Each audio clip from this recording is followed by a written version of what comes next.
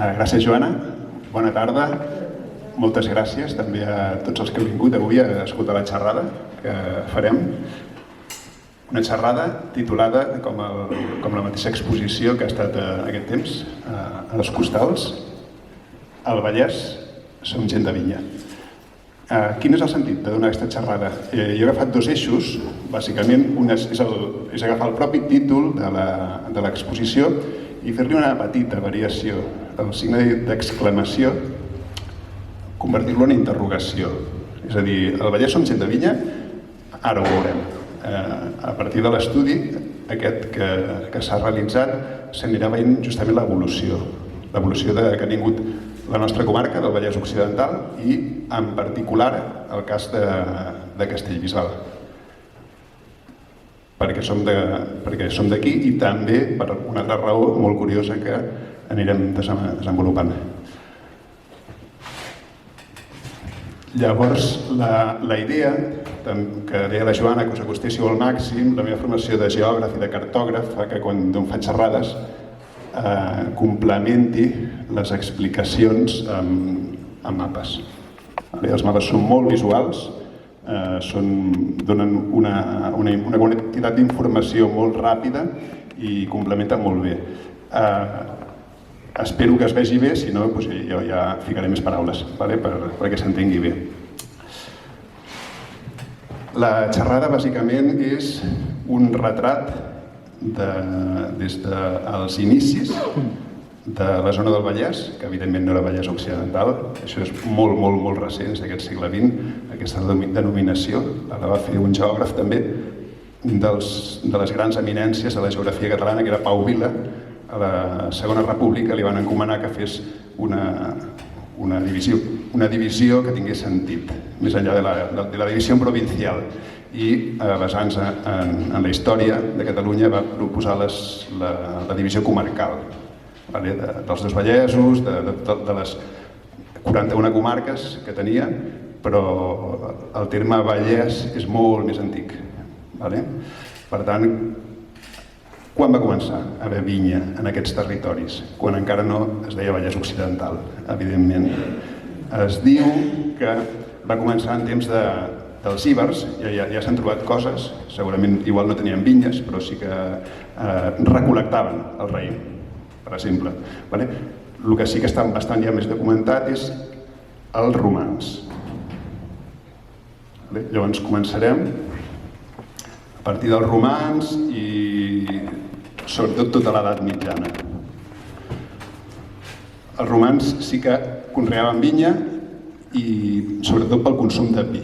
Era aquest el motiu. Aquest és un mapa de Catalunya en totes les viles romanes. Les viles no eren pobles, les viles eren justament infraestructures agràries que estaven destinades a produir vi i per després vendre'l. Llavors, jo el que he fet ha estat sobreposar la nostra comarca de manera fictícia sobre aquest mapa de tots els assentaments de viles romanes de Catalunya, que estaria més o menys aquí. On es veu que hi ha més viles? No és justament a la comarca, sinó a la part del Maresme i a la part de Tarragona, on hi ha el núvol de punts negres més dens. A la comarca, a la nostra, al Vallès, se n'han trobat uns quants i en concret se'n va trobar una vila romana a Can Pedrerol de Baix, amb les obres de l'AVE, quan deien que el riu Llobregat encara era navegable pràcticament fins a Martorell. Llavors el que feien era produir vi per aquesta zona, conrear vinya per aquesta zona i produïen el vi en aquesta vila de Can Pedrerol de Baix. I des d'allà, en vaixell, el venien, el comercialitzaven. Arriba la decadència de l'imperi romà, venen molts segles bastant foscos, amb poca informació. Comença l'edat medieval, l'edat dels senyors feudals, dels comtes, l'edat quan comencem a recuperar terreny que ens havien envaït per la invasió morisca, i també hi ha molt poca documentació, però sí que es veu que es va continuar el conreu de la vinya.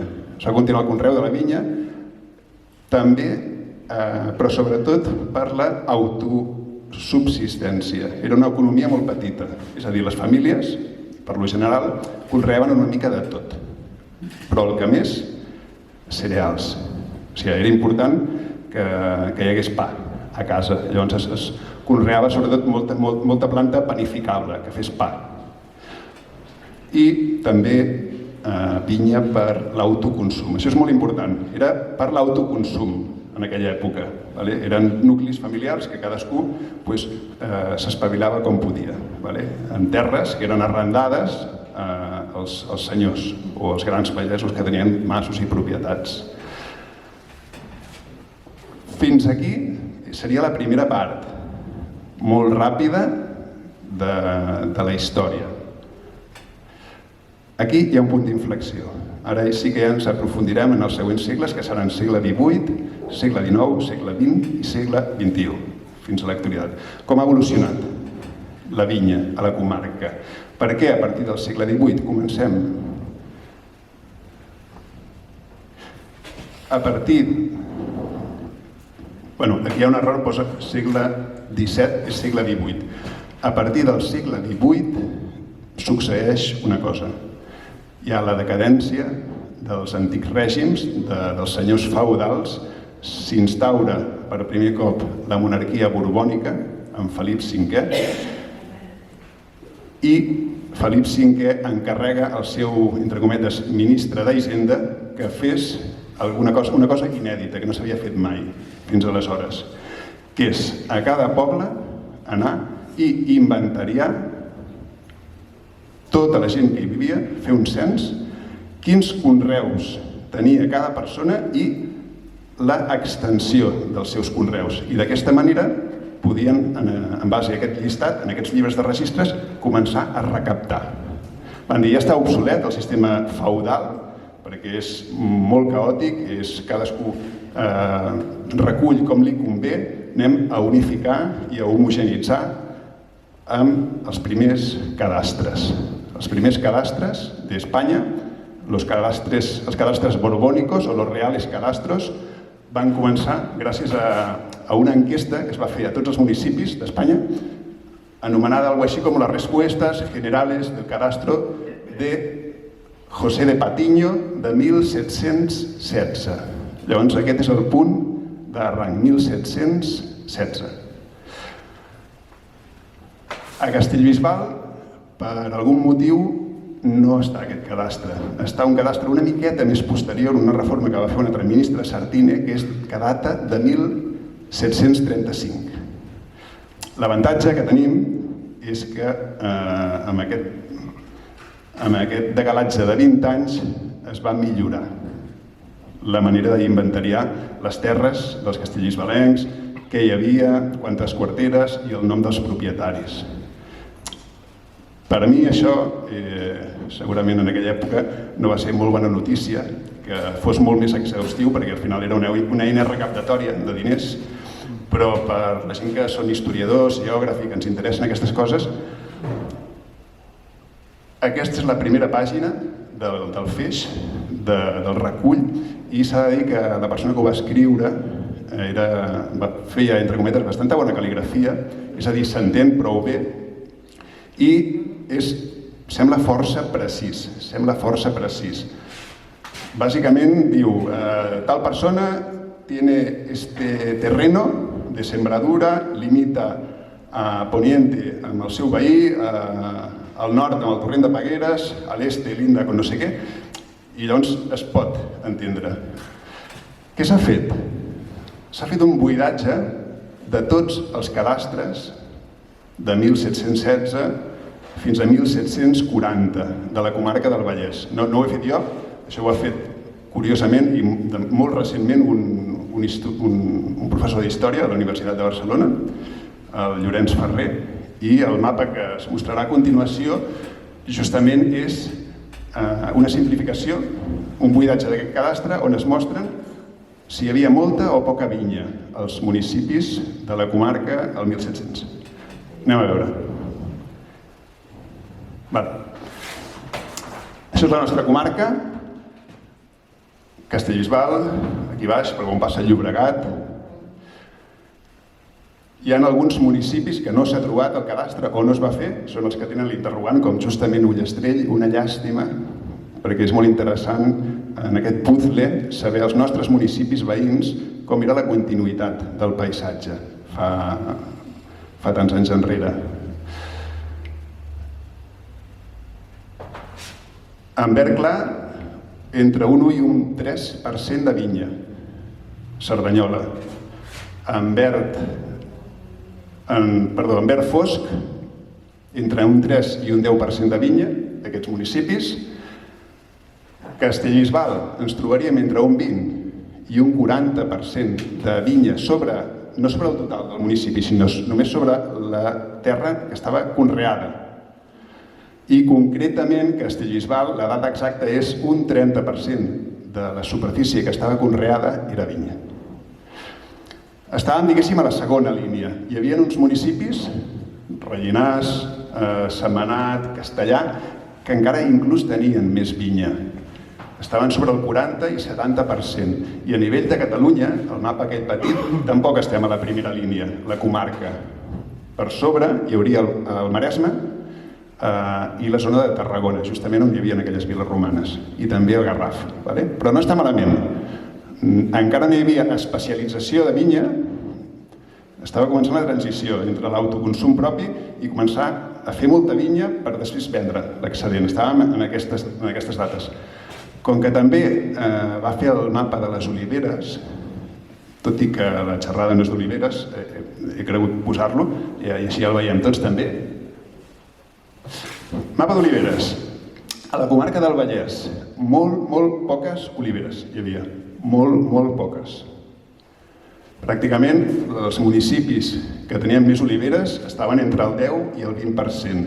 I, curiosament, Castellbisbal és el municipi que sembla ser que més oliveres tenia. Tot i que la xifra és tan sols d'un 10% de la superfície conreada. Aquesta dada és important perquè després ens mostraran dades absolutes de la superfície del terme i caurà en picat la cosa. Però ell ho va fer així, jo les he tabulat d'una altra manera perquè m'interessava una altra cosa, veure uns altres números, i novament falten alguns municipis. I ara sí, el buidatge del cadastre de Patiño, el primer cadastre que s'ha trobat a Castellbisbal, inventariat i buidat per a Castellbisbal, amb totes les coses que hi havia conreades en aquella època. Evidentment, no s'ha pogut fer un mapa com un mapa de conreus, d'usos del sòl, perquè es podria arribar a fer, però passaria dues coses. La primera, que seria un mapa inventat, perquè seria un mapa molt imaginatiu. Jo podria anar dibuixant parcel·les i a l'oeste tal persona, i tornem a ficar una parcel·la, i més o menys dibuixar-les segons les quarteres que hi havia. Però seria bastant fictici. Però seria un mapa molt interessant i fins a cert punt real, del mapa de conreus que teníem en aquella època. Aquesta és la primera. Anem a veure com estava dividit. Ell ho va dividir entre terres no conreades i terres conreades.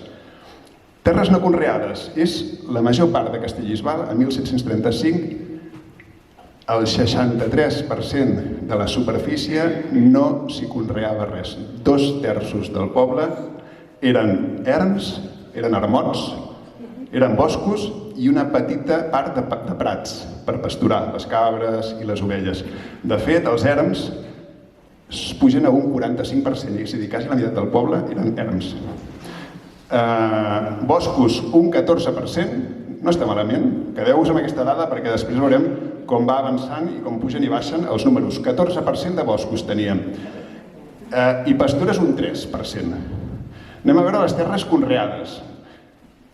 Ja hem avançat que l'important era tenir pa a casa. És a dir, si hi havia un got d'oli i un tros de pa, si tenies gana, agafaves el pa.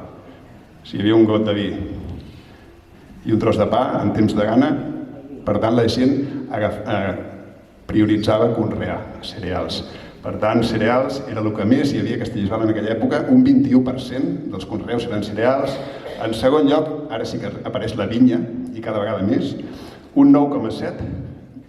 Després hi ha una cosa que li diuen mallol, o les malloles, les vinyes malloles, que són les vinyes que encara no donen fruit. Les que acaben de plantar, que tenen encara 3-4 anys de vida i encara no donen raïm. Això també ho separaven, però en el fons és una vinya, o acabarà sent una vinya que donarà fruit. Per tant, si sumem vinyes i mallols, i de fet crec que hi ha algun topònim, havia trobat algun topònim al poble, amb alguna vinya que li deien la Mallola, o gent de Can Mallol.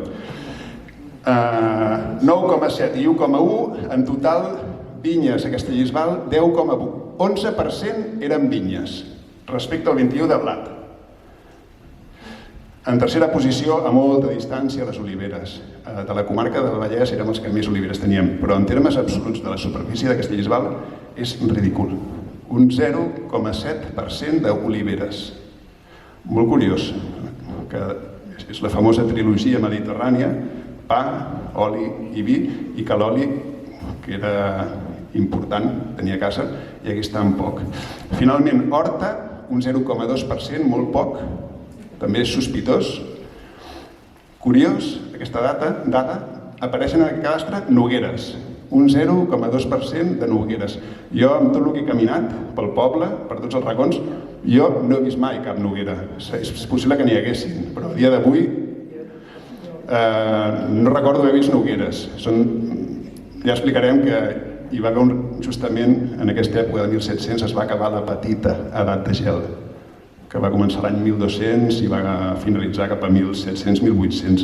Hi va haver un canvi en la geografia. Abans es conreava vinya als Pirineus i va començar a baixar cap al Bages. I finalment he ficat aquesta dada, fruiters. Fruiters, 0%, no apareix ni un sol fruiter. Què està passant aquí? Molt sospitós que hi hagués tant erm. Què passava? Era un cadastre. Si li preguntaven, vostè què té? Diu, doncs mira, jo tinc 3 vinyes, però saps què? Diré que en tinc una només i que tinc 2 ermots. Per tant, hauré de pagar menys. Hi va haver molta ocultació, tot i que l'home anava sobre el terreny i ho comprovava. No era una cosa que es fes en una taula. Però sí que és veritat que en el cens de 1717 se sap que a Castellbisbal hi havia 180 habitants només. I un terme tan gran, també és lògic que hi haguessin molts erms, perquè 180 habitants i aquí cal treure avis, nens, dones, o sigui, gent que treballava a la terra encara menys. Seguim. Segle XVIII ja està buidat. Ens avancem al segle XIX. El segle dels amillaramientos. Aquí un nou ministre, Borbó, Alejandro Mon, fa una nova reforma fiscal. Li diuen que això s'ha de millorar encara més i proposa fer els famosos amillaramientos. Què eren els amillaramientos? Era un nou cadastre molt més exhaustiu, molt més rigorós, amb noves eines de mesura, i la característica, això ja ho vam comentar a l'altra xerrada, és que per primer cop apareixen els primers mapes, molt detallats, mapes cadastrals dels pobles, amb el que amb això ara sí que ja es pot cartografiar i es pot mapejar tot aquest material. Hi havia, aquesta imatge correspon a Castellbisbal, és un dels pocs municipis que s'ha trobat. Això és el llibre de registros i aquest és el mapa gegant de més de 2 metres amb molt detall del que hi havia conreat en aquella època. Castellbisbal, el ministre va creure oportú començar la prova pilot per la província de Barcelona. Va dir, comencem per aquí, a recaptar. A veure què... de tota Espanya. Però de tota la província només es va fer en certs municipis per algun motiu. Es van fer 3 tongades, els que estan pintats en gris va ser els primers, de 1849 a 1854, els que estan pintats en groc, la segona tongada d'amillaramientos, i finalment els que estan en blau. I novament tenim la sort que la nostra comarca, pràcticament, aquí he superposat la comarca i l'he separat allà, és la comarca pràcticament de la província de Barcelona que més amillaramientos es van fer.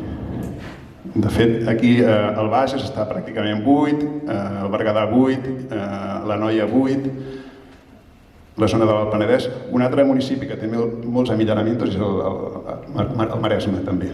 Però ens centrarem què és el que va passar a Castellbisbal, a la comarca del Vallès Occidental i en particular a Castellbisbal. S'han fet aquests buidatges també, d'aquests amillanamientos, a nivell de dades, només a nivell numèric, i s'ha fet un mapa on es veu el percentatge de la vinya al segle XIX, un segle després. Percentatge de vinya al Vallès Occidental. En groc només hi ha un parell de municipis que no està trobat aquesta dada.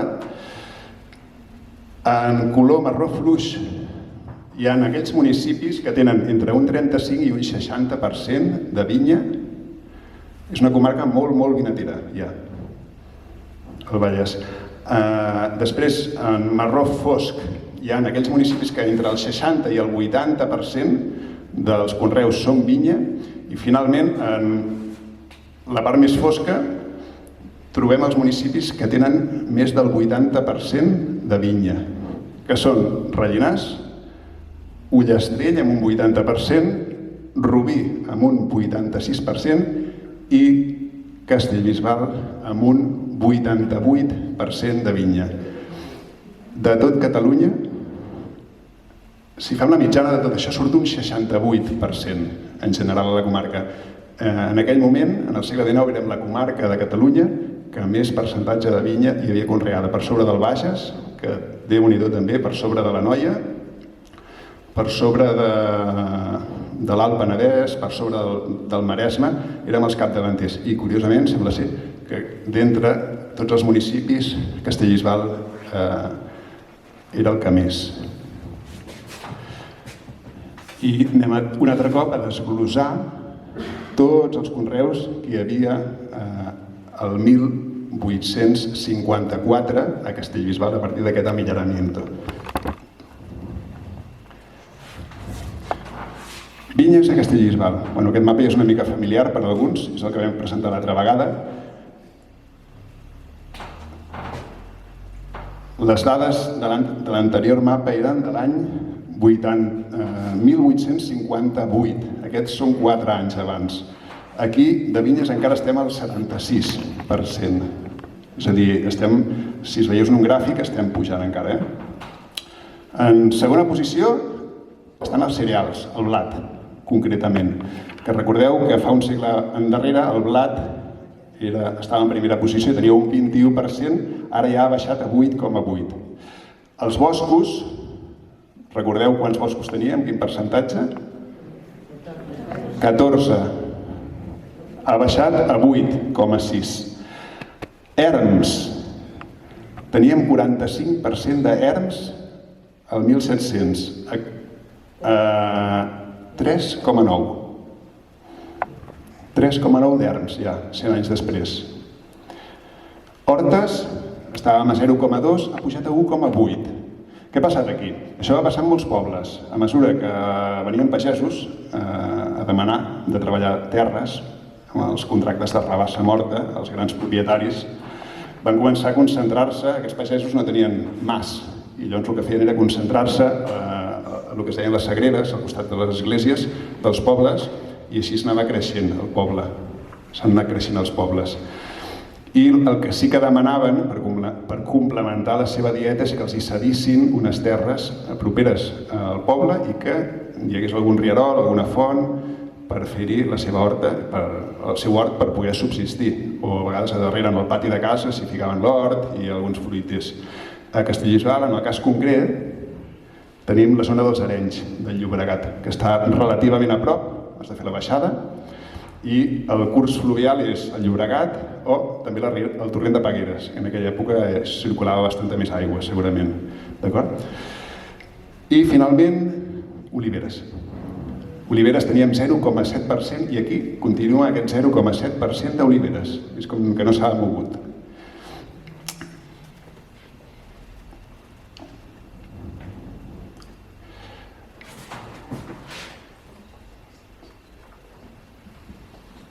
Molt interessant. Ara aquí ja sí que ja es veu una superespecialització. També ha augmentat molt la població, de 180 habitants i estem a 1.400. Avancem una mica més. Mira, aquest mapa igual serà una mica crític pels del final veure-ho, l'explicaré així més o menys perquè es pugui entendre. És un gràfic que explica el creixement de la vinya, les fluctuacions que ha tingut. La primera part del mapa corresponen als amillaramientos que es van fer. Això és Vallès Occidental, són l'evolució de la vinya en hectàrees a la comarca del Vallès, des de 1860 fins a mitjans del segle XX ja. Què ha passat? 3 fases té. La primera de creixement. Va creixent la superfície de la vinya i té un tope, un màxim històric l'any 1889. Què passa? Per què creix aquí la vinya? Creix perquè hi ha les 3 famoses plagues a França consecutives que atacaven la vinya. La primera plaga cap al 1840, l'oïdium. La segona plaga, és a dir, la plaga aquesta de l'oïdium, el que feia era que perdies la collita, pràcticament. I era complicat perdre la collita, però quan va arribar la filoxera, la segona plaga, no només perdies la collita, sinó que es moria la planta. Perdies la planta i perdies la vinya completament. I després va venir la tercera, que va ser el mildiu, ja per acabar-ho de rematar. Tot va començar a França i el resta de països mediterranis anaven al darrere veient el que passava i va ser l'oportunitat per començar a plantar vinya, i més vinya, i més vinya, i més vinya. Cada vegada es feien més contractes aquí de rabassa morta. Va ser el que es diu la febre d'hort que vam tenir aquí, la febre d'or de la vinya. Eren contractes, a més, era un contracte entre l'amo i el pagès, el petit pagès, i bàsicament deia això: tu t'encarregues de posar en funcionament aquest erm i a canvi em dones una quarta part de la collita. Però, clar, posar en funcionament aquella vinya a partir d'un erm o un bosc era complicadíssim. S'havien de rebassar els arbres, no només tallar-los, sinó arrencar l'arrel, perquè si no, quan passes amb l'arada, treure les pedres, i no només treure els arbres i les pedres, sinó emportar-te'ls, segurament per fer llenya, i a més, si estaves allunyat, evidentment havies de transportar-ho amb animals. Fer els solcs, i fins al cap de 4 anys la mallola no començava a donar fruit. Llavors era molt complicat pel pagès i a més hi havia pedregades de per mig. Per tant, el que li va demanar al pagès és com a mínim que els contractes siguin llargs. I la idea era fins que morien els ceps, o 2/3 parts dels ceps. El que passava a la pràctica és que els pagesos... Hi ha 2 maneres de fer créixer una planta, una és a partir de llavor i l'altra és per mètodes vegetatius, a través d'empels, i el que feien era deixar créixer un sarment molt llarg d'un cep i l'estiraven, l'arquejaven i l'enfonsaven 1,5 metres al costat. I al cap d'un temps, aquell sarment enterrat començava a treure arrels i començava a treure branquetes i fulles i es convertia en un nou cep. El tallaven i aquest que s'havia mort donava peu a la següent. A la pràctica eren contractes indefinits, que no s'acabaven mai. A més passaven de pares a fills. Però arriba la filoxera també a Catalunya. Ja ho sabien, era qüestió de temps. Molts no ho volien veure perquè sabien que podia ser horrible. Van intentar lluitar contra la filoxera, no es va poder, de cap de les maneres. Van quedar completament arrasats, famílies que només l'única via d'entrada de diners era la vinya i el vi, van quedar completament arruïnades, i no només això, per acabar-ho de rematar, el contracte de rabassa morta la vinya, finalitzat el contracte, es quedaven sense terra, o sigui, es van quedar sense res. Va ser una època molt complicada, i van començar a haver bastantes tensions entre els amos i els petits pagesos. Els amos estaven molt nerviosos perquè els pagesos estaven molt nerviosos també. La terra era de qui la treballava i l'amo deia, no, la terra és meva. Llavors hi van haver moltes disputes Finalment es van començar a replantar en ceps, en peus de cep americà, va ser l'única solució que es va trobar. I a partir d'aquí, realment aquest gràfic, falta informació, perquè en el màxim històric de 1889, aquí hi devia haver una caiguda fins al fons del pou de vinyes plantades. I quan vam arribar a baix de tot, vam començar a remuntar fins l'any 1920, que pràcticament tornava a haver les mateixes hectàrees que a l'època més esplendorosa. Una dada també que no hem dit és que a Castellbisbal, concretament, el primer focus de fil·loxera va ser l'any 1886. 1886. Es replanta i arriba a màxims un altre cop històrics i a partir d'aquí, del 1920, ja comença a caure perquè tothom ja feia vinyes, no només aquí, sinó a França, inclús a Austràlia, a Xile, en molts llocs ja s'havia extès el tema de les vinyes i hi havia com tothom tenia vinyes i tothom tenia vi. Hi havia una sobreexplotació i quan hi ha molta sobreexplotació, què passa amb el preu? Si tothom té vi, que cau en picat i aquí es van començar a quedar una mica confosos. Què fem? Seguim plantant? No seguim plantant? A partir del 1920. Finalment el que va passar, això és 1945, passada ja la Guerra Civil, que va caure completament. Avancem una mica més, bastant més. Abans mirarem un mapa ràpid. Això és de producció de vi. Producció de vi en l'època més potent, 1890.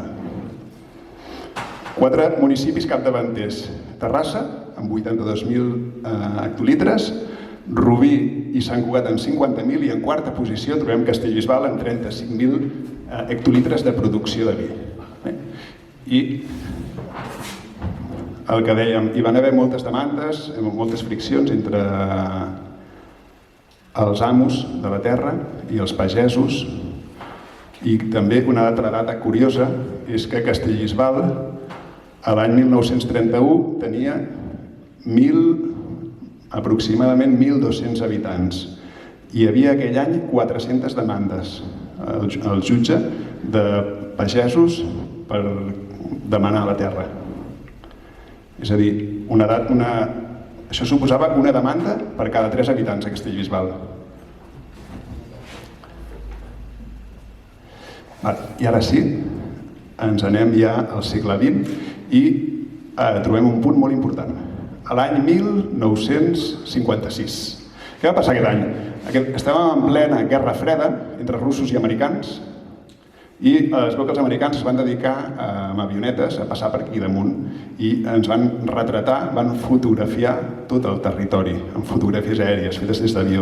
Això no ens ho van dir, va ser en secret, ho van fer molts països i quan al cap d'un temps el president dels Estats Units, diguéssim, va portar una caixa i li va dir al Franco, mira, un regalet per vosaltres. La van obrir i eren totes les fotografies que ens havien fet. Dient alguna cosa així com, vigileu, que esteu més vigilats del que es penseu. Això, a mode d'anècdota, el que passa ara mateix és que amb aquest famós vol americà de l'any 1956 es pot extreure molta informació amb aquest regal que ens van donar. El Ministeri de Defensa espanyol va donar a totes les províncies i també a la província de Barcelona les fotos que li corresponien. La Diputació de Barcelona té una oficina tècnica molt bona de cartografia que es dedica, que té una secció que el que fa és ortorectificar les fotografies aèries. Hi ha certes distorsions, va endreçar totes aquestes fotografies, les va ortorectificar, va generar un ortofotomapa i ha llest per interpretar-lo. Va contactar amb la Universitat Autònoma de Barcelona, amb el CREAF, que és el Centre de Recerca d'Ecologia i Aplicacions Forestals, que té una secció molt bona de gent que es dedica a interpretar les fotografies per saber què és el que hi havia en aquella època. Mira, això és Castellbisbal, l'any 1956. Aquí al poble, evidentment és en blanc i negre i la qualitat és la que hi havia en aquella època, tot i que és molt bona. Aquesta gent el que fa és, per exemple, diu, ostres,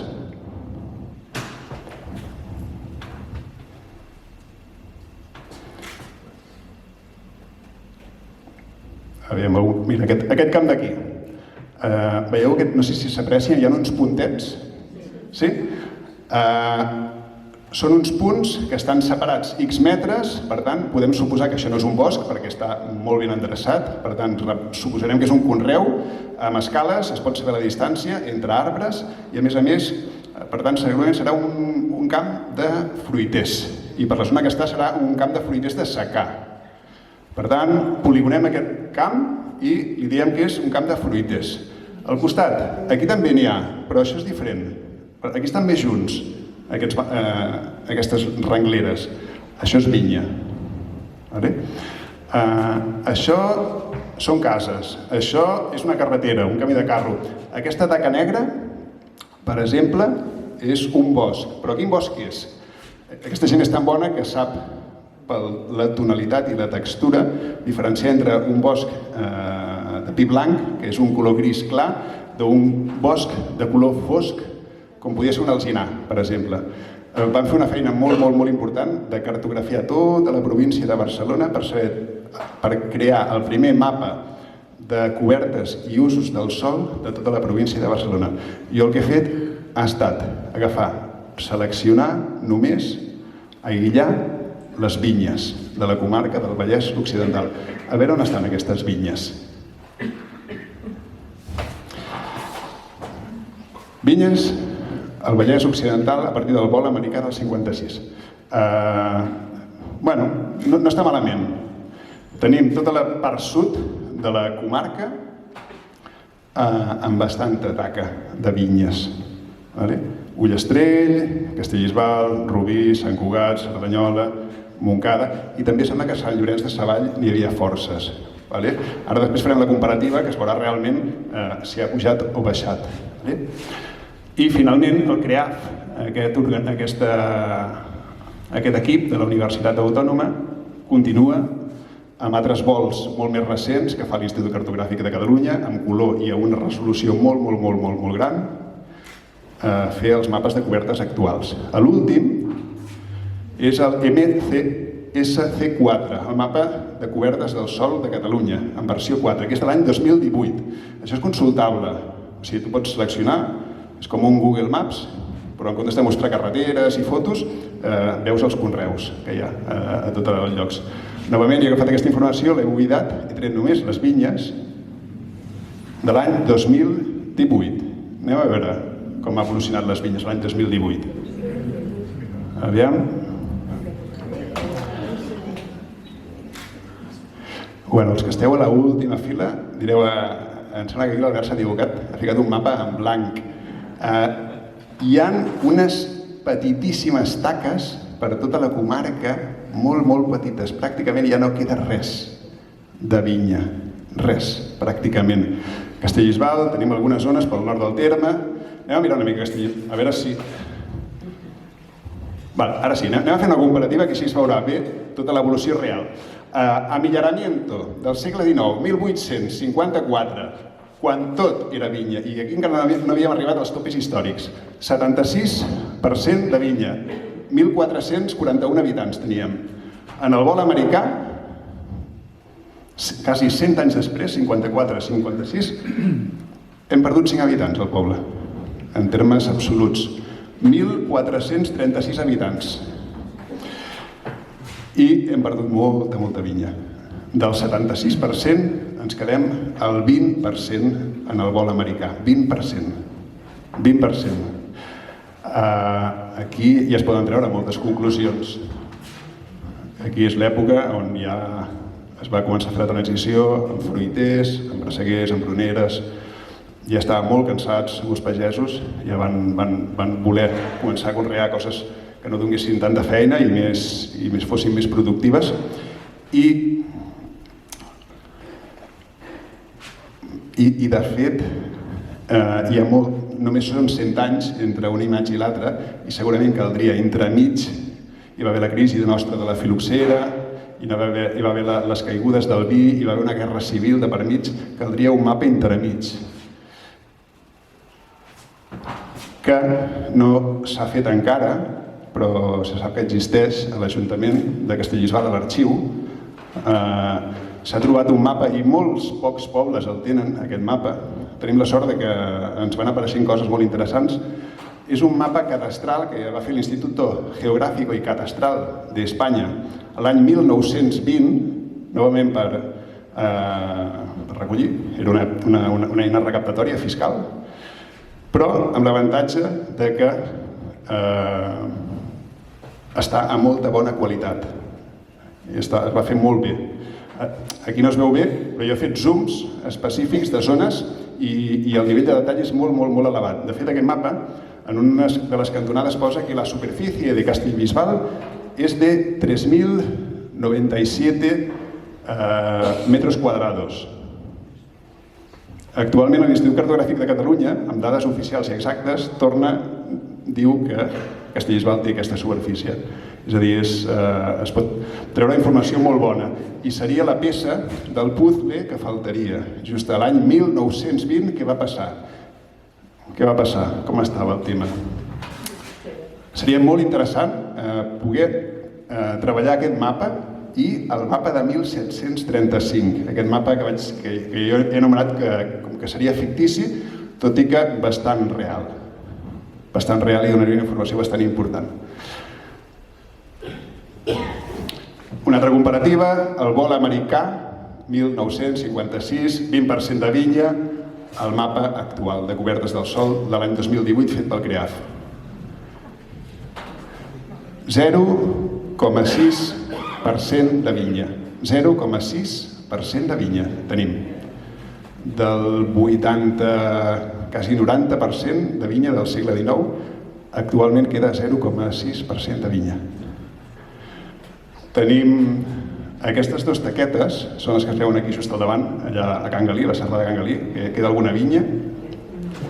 Aquestes d'aquí és la pujada de la carretera de Terrassa, que encara trobes alguna vinya per allà a Can Ribot, i en queden algunes per aquí, per les masies de Can Segarra, Can Atmeller, però misèria, ja no queda res.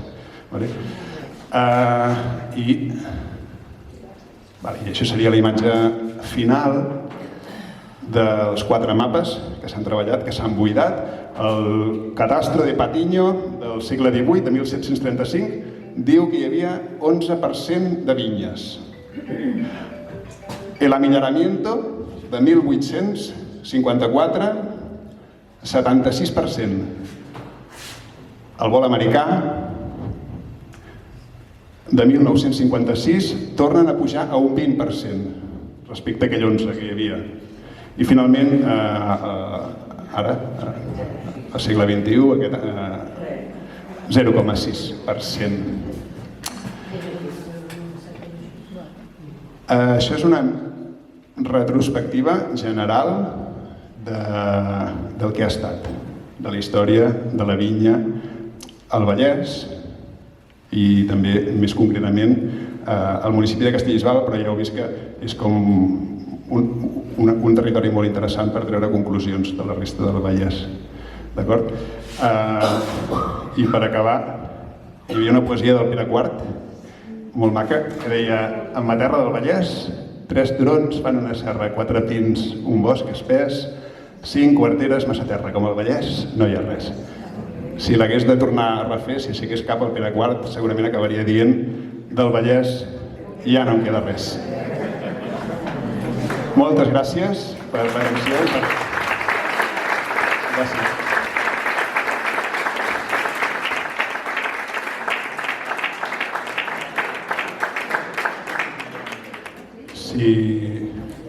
No sé si hi ha temps, si algú vol fer alguna pregunta o algun aclariment, doncs ho podem respondre. T'anava a donar les gràcies i demanar a veure si algú té alguna pregunta. I abans de que formuli la pregunta, jo et voldria agrair moltíssim, una vegada més, que ens expliquis tantes coses tan curioses, tan interessants de Castellbisbal. i aquests mapes que la veritat és que m'entusiasmen i estic esperant l'anàlisi del 1920. Així que ara, si voleu formular alguna pregunta. Bueno, no sé si és... Jo volia saber quin tipus de raïm es cultivava aquí. Perdona. El tipus de raïm que teníem aquí ha anat variant bastant. Jo l'únic que puc dir és que realment aquesta part jo no l'he estudiat, sí que hi ha estudiosos que han treballat molt a fons totes les varietats i no et puc dir les varietats.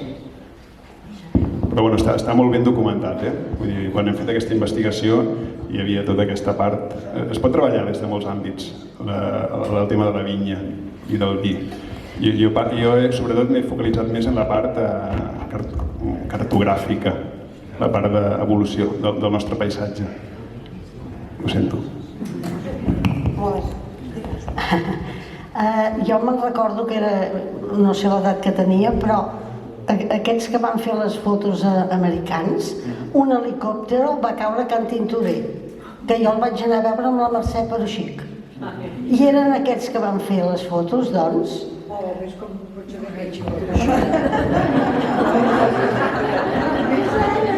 mateix any, quin any era? Jo, pel que tinc entès, jo pel que estic informat, eren avionetes de l'exèrcit americà. Però pot ser que també fessin servir helicòpters. Hi va haver un d'allò i la Mercè Peruxic, que és morta també, i em va dir, anem-lo a veure. I vam anar cap al Canyet, vam travessar la riera cap a Can Tintorer i hi havia aquest helicòpter, però ningú va saber el per què, que eren americà, o doncs un avió. Bueno, és igual. Pues sí, I ho recordo perfectament que volíem pujar i no ens hi van deixar pujar. Ens van deixar mirar-lo de fora, però no ens van voler deixar. I ara dir això que feien fotos, ningú va saber el per què aquell helicòpter, que a Cal Popinet els van ajudar, els van donar menjar i els van... Escolta, jo me'n recordo, no sé, tenia 19 o 20 anys, tenia. Sí. Va ser el 56. Es van fer dues tongades, una l'any 45, encara més antiga i de més pitjor qualitat, que també les podeu mirar totes, estan ja publicades a les webs, i la del 56, que podria ser. Ja no els barcos americans a Barcelona, ja han vingut a caure aquí i el vam anar a veure, jo me'n recordo. Algú vol formular alguna altra pregunta? O vol compartir alguna experiència?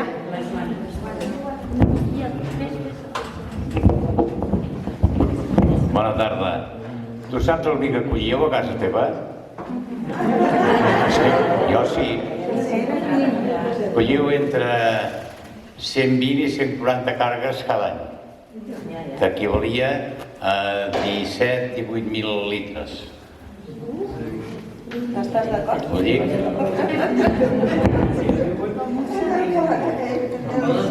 Sí.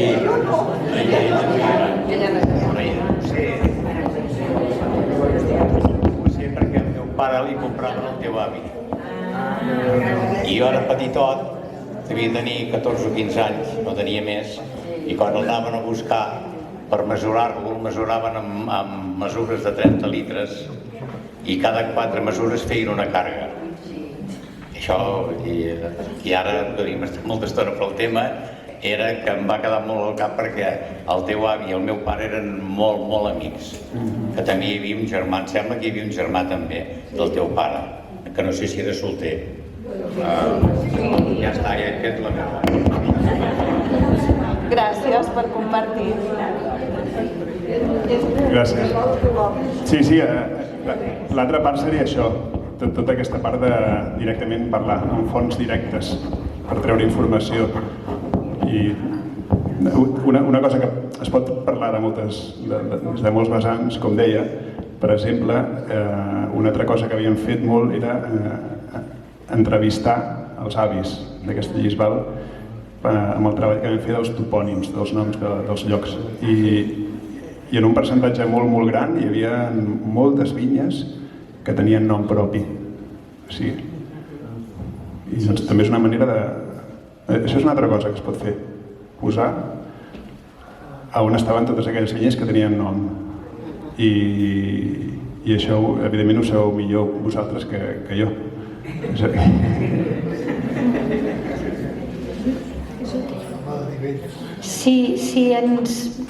Si ens volguéssim imaginar, que ja ens ho imaginem molts dels que som aquí, però imaginem que no sabem com és aquest paisatge de la vinya.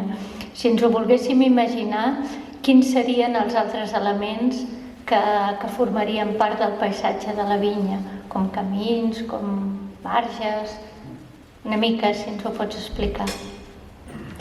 Bueno, normalment els que ho heu viscut, això ho sabeu millor que jo. Jo pel que tinc entès,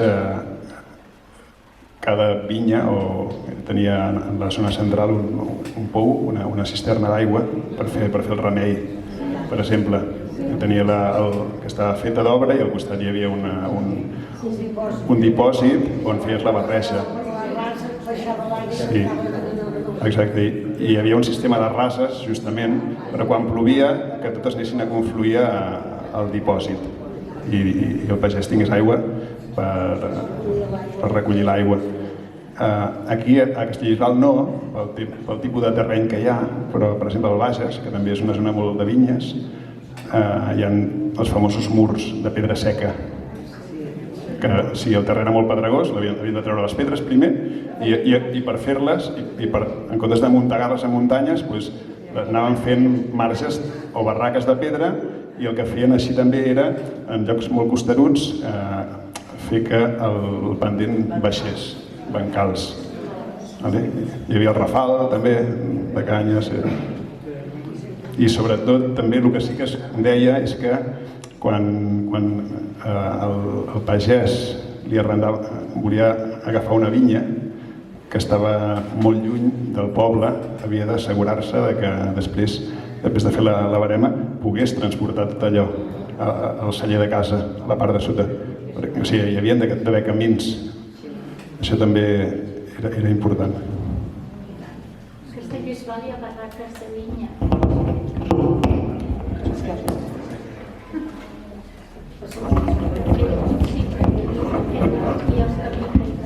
Hola, per tot el terme del poble, si hi voltes, ara que està tot mig cremat i pelat, es veuen molts murs d'aquests per aguantar els marges. Tot allò era per vinya, tots els marges d'aquests que es veuen, fets de pedra. I allò que ho feien els pagesos o hi havia gent que es dedicava només a fer això? Perquè hi ha molta feina, no?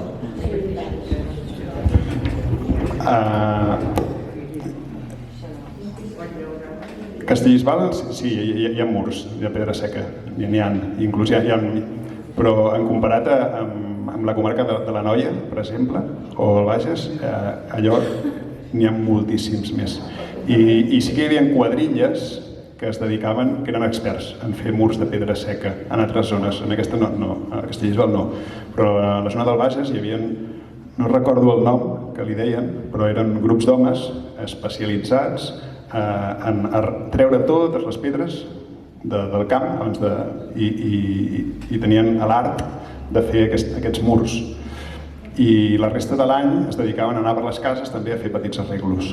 Si se li havia trencat un tros de paret a algú i així ho complementaven. Margeraires es deien, de fer marges.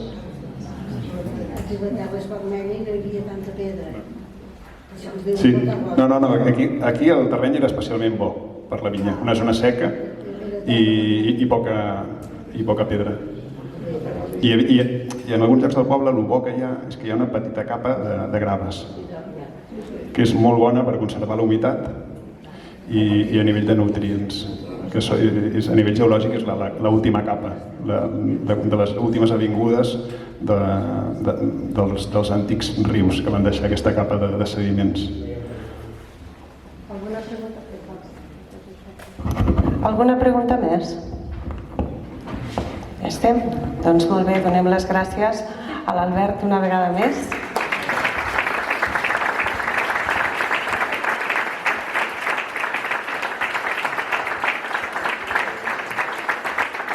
I com et deia, esperem amb impaciència que tornis. Sí, aviam. Us volia comentar una cosa. Abans de marxar, allà a la taula tenia un petit